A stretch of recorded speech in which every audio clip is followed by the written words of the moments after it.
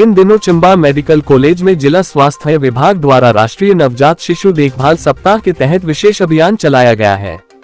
इस अभियान के बारे जानकारी देते हुए शिशु रोग विभाग के विभागाध्यक्ष डॉक्टर राजकुमार सूर्या ने बताया कि इस अभियान के तहत लोगों को जानकारी दी जा रही है कि नवजात शिशुओं की देखभाल किस प्रकार करनी है और नवजात बच्चों के साथ किन किन सावधानियों को बरतना है। उन्होंने बताया कि नवजात बच्चे को जन्म के समय ही मां का दूध पिलाया जाए तो बच्चों को कई बीमारियों से बचाया जा सकता है।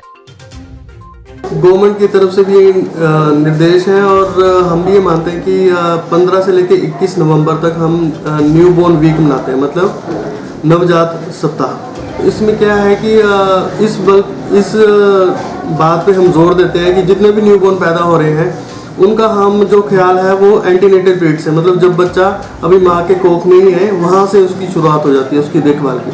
तो जब माँ प्रेग्नेंट हो रही है तो उसकी प्रॉपर चेकअप होना चाहिए, कम से कम पूरे 9 महीने में 3 से 4 बार अल्ट्रासाउंड हुआ होना चाहिए, टेस्ट हुआ होना चाहिए, ठीक है।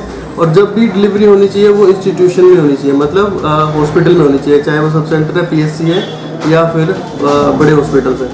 तो जो डिलीवरी ले वो एक ट्रेंड पर्सन होना चाहिए जो डिलीवरी ले, है ना।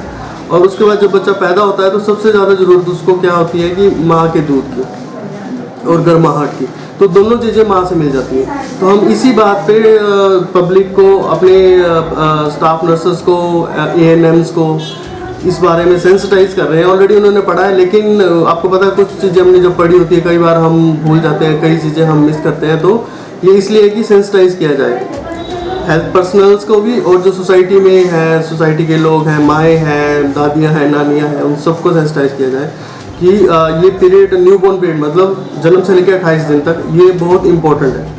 इसी में यही पीरियड डिसाइड करता है कि आगे बच्चा कैसे होने वाला है, उसकी हेल्थ कैसे होने वाली है, ठीक है। तो इसी में जब बच्चा पैदा हो रहा है तो एक ट्रेन पर्सनल डिलीवरी डे, दूसरा जब भी बच्चा पैदा हो रहा है तो माँ के साथ ही रहे ताकि वो माँ की गर्माहट उसको स्किन टू स्किन कॉन्टैक्ट से मिल सके और सिर्फ माँ का दूध ही पिए बच्चा। हम बोलते हैं कि जो पहला बच्चा है, जो माँ का पहला दूध आता है, गाढ़ा दूध होता है येलो कलर का, वो उसको कभी भी फेंकना नहीं है। वो बच्चे के लिए इतना ही इम्पोर्टेंट है जितनी कि इम्यूनाइजेशन, जैसे हम हेपेटाइटिस B का टीका लगाते हैं या ओरल पोलियो वैक्सीन उसको पिलाते हैं, उससे भी इम्पोर्टेंट वो कोलोस्ट्रम है।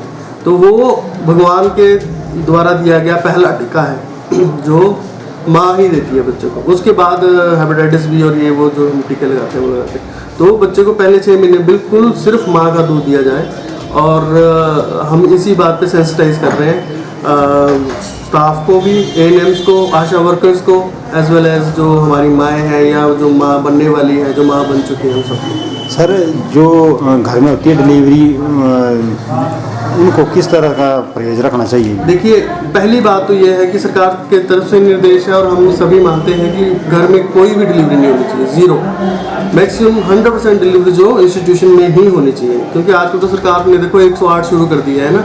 आपके पहले तो होता नहीं था कुछ भी आने, तो मतलब माना कि आपके पास इंस्टीट्यूशंस नहीं है और आने जाने का कोई साधन नहीं है, लेकिन अब तो 108 अवेलेबल है। तो ऐसे एक भी केस नहीं होना चाहिए जो होम डिलीवरी है। मैं तो ये मानता हूँ कि हर डिलीवरी, चाहे वो सब सेंटर हो, PSC हो, CSC हो, सिविल हॉस्पिटल्स हो या डिस्ट्रिक्ट हॉस्पिटल्स हो, हॉस्पिटल में ही होनी चाहिए डिलीवरी, और ट्रेन पर्सनल को अटेंड करना चाहिए, है ना, डिलीवरी। और क्योंकि हमारा ये गोल है कि 2030 तक जो न्यूनेटल मोर्टेलिटी रेट है, मतलब जो नवजात शिशु जो मर जाते हैं उनका जो डिजिट है, इस टाइम 20 चला हुआ है, 20 क्या था, 20 पर 1000 लाइव बर्थ, जब 20 बच्चे हर 1000 लाइव बर्थ में मर जाते हैं इस टाइम देश में। तो हम वो उसको, हमारा ये एक गोल है कि उसको हम लेस देन 10 लाएँ, मतलब सिंगल डिजिट में। तो ये तभी संभव हो पाएगा जब सारी इंस्टीट्यूशन डिलीवरीज होंगी 100%, और जो न्यू बोर्न को केयर चाहिए वो उनको मिले।